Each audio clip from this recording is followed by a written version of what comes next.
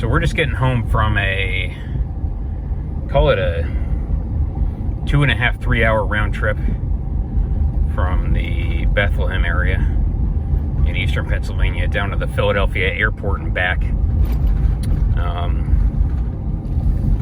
And this truck continues to amaze in terms of its MPGs when it's not loaded heavy, either with freight or with a trailer.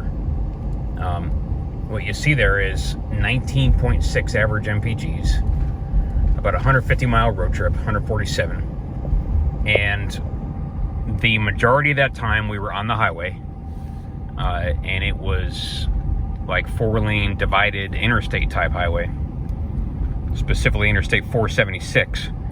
And we were going 70 plus for a very large portion of that time. 70 to 75, and so we were not taking it easy or in a quarter mile, turn right onto Easton Road. What's that called? Any of that stuff. We were going at highway speeds with the flow of traffic, and not trying to save gas, just trying to get where we had to go because we had to be there before 9, before something closed. And so we got there on time, and we weren't, driving dangerously either, but we were not going easy on the throttle. And again, the truck did a great job, fantastic job in terms of gas mileage or fuel mileage. Our previous trip where we were measuring MPGs, it was like from eastern Pennsylvania up to the Connecticut area, just north of New Haven, to the place where we have all our trailer maintenance done on our Featherlight trailer and on our Exus trailer.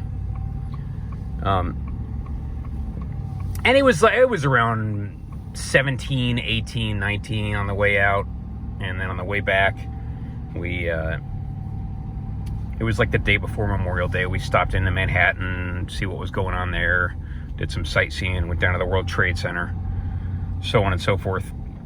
And then on our trip from New York City back to eastern Pennsylvania, we were going like between, let's just say 60 and 65, and we averaged just over 20 MPGs. We made a little YouTube short about it.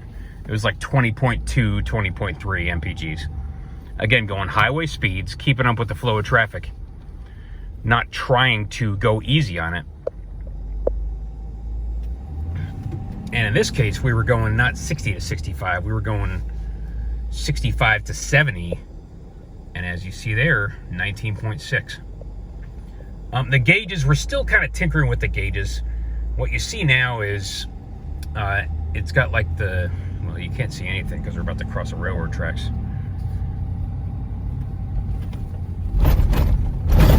And this thing rides like a commercial truck. I guess not as bad as a cab and chassis, like the F-450 chassis cab or the F-550 or the F-600, which people haven't really heard of.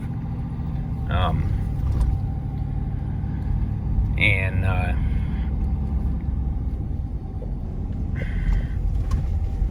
so, yeah, the ride's kind of rough.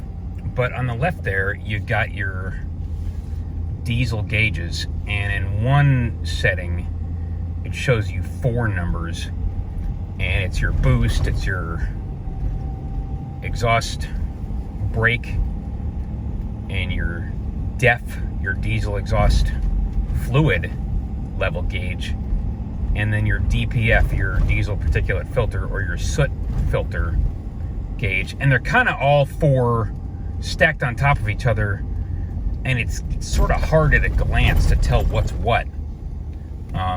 And it's not bar gauges, it's just a number, it's just a percentage reading.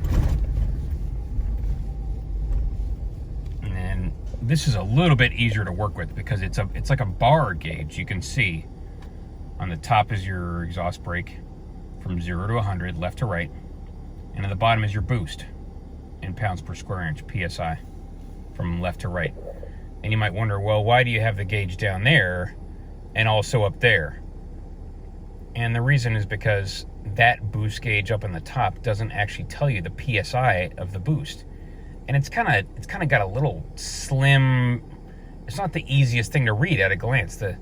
The gauges aren't really well. They don't have like a thick like bar on them or whatever. On that, it's a little bit easier to read. You take off from a stoplight, you can see your boost building. Well, when you can read the gauges. But you can see, okay, it's building, and you can see it's in the range. It's from 0 to 40 psi. So you get to 10 psi, you're like, okay, we're a quarter of the way there. Got it. And interestingly enough, when you see your exhaust brake kick in, your exhaust brake will get up to, we've seen it as high as 50, 60%. You'll also see your boost gauge go up, even though you're off the throttle and you're going downhill.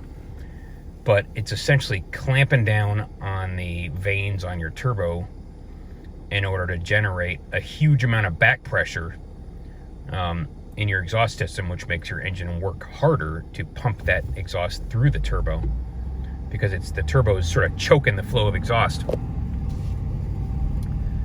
But at the same time that it's doing that, it's also generating boost, because that turbine is spinning way up, spooling way up, and as a result, it's forcing a lot of air into the through the induction system. And so, just sort of curiously enough, you'll actually see the effect of your exhaust brake ramping up in terms of how aggressively it's trying to slow the engine down. At the very same time, it'll be generating boost. In a throttle off condition, when you're going down a hill, you'll see that turbo generating a ton of boost. Not to make power, but just because of the fact that the exhaust brake is choking off the flow of exhaust.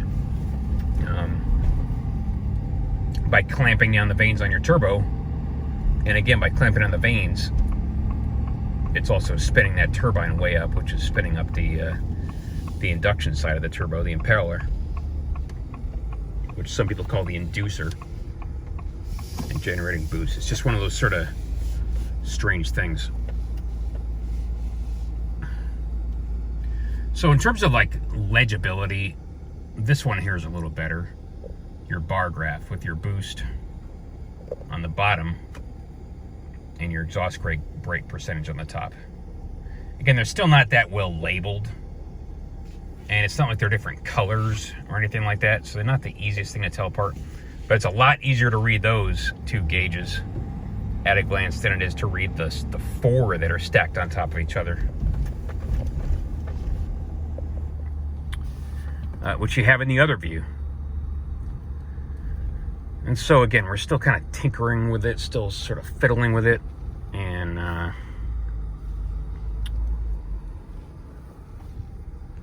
trying to dial it into where it's as useful as possible.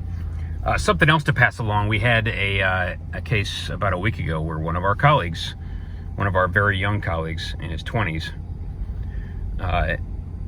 got into a fender bender and ran into something that will not be described with the dually fenders on our 2011 Duramax, LML Duramax Silverado. And like I was saying with this truck, where it has those removable dually fenders, which you can replace without having to spend $6,000 plus to get the entire side of the bed of your truck replaced.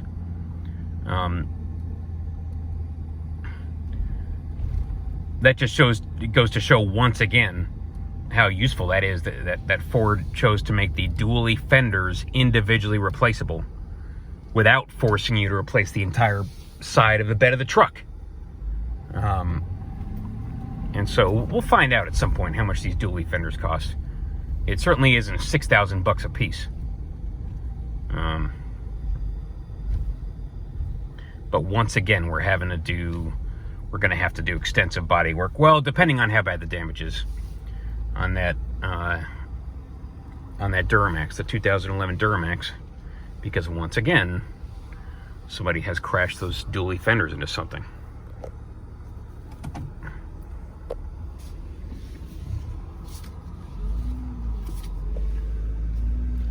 yeah, the Ford design is much, much better.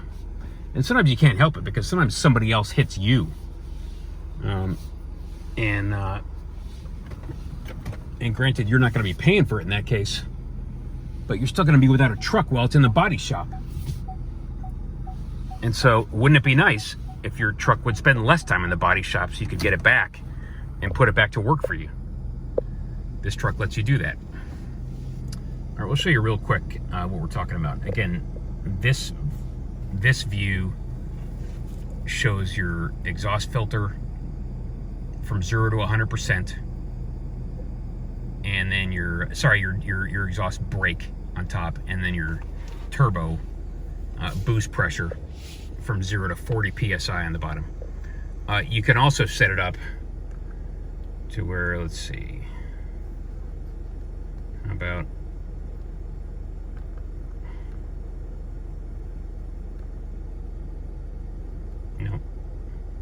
no, there we go. So that's the comparison. This is one view you can set up on the left, and this is the other view you can set up on the left. And this is a hell of a lot harder to read at a glance, because it's so easy. You know, those bottom three readings are in percentages, so it's very easy to get your exhaust brake, which is the second one from the top, in percentages, confused with your exhaust filter, your DPF gauge, which is also 0 to 100%, and your DEF level, which is 0 to 100%. The two in the middle being the easiest ones to confuse. Your exhaust brake, which tends to go from 0 to about 50%, and then your DPF gauge, which tends to go from about 0 to 75% before the engine, apparently, as we are coming to understand it, kicks in and does an active regen.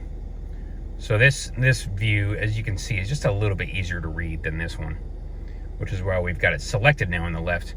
It just means that, you know, we won't be able to monitor our DPF restriction gauge and our DEF level gauge every minute of the day, but you don't really need to be honest. What you really want to see a lot more often is your exhaust brake, how hard it's working for you, and your boost gauge, which is actually calibrated in PSI, and measure, and it gives you a reading, unlike that boost gauge up there, which does not give you a reading in PSI.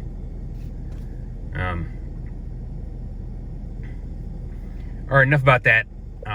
And like I said, our MPGs on this trip, again, on a trip where we were going 70 plus miles an hour for a very good portion of it, 19 plus miles to the gallon, 19 and a half on a 150 mile round trip. And you might say, well, that's 150 miles over 3 hours, so you were going an average of 50 miles an hour. No, we weren't actually. We were going about 70 on the highway, and